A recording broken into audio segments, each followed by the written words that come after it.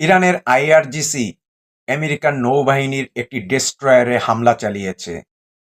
আমেরিকার নৌবাহিনী হচ্ছে পৃথিবীর সবথেকে শক্তিশালী এবং বড় নৌবাহিনী। সেই নৌবাহিনী হরমুজ প্রণালী প্রবেশ করতে ভয় পাচ্ছে। এর মূল কারণ ইরান হরমুজ প্রণালীতে অসংখ্য ওয়াটার মাইন পুঁতে রেখেছে।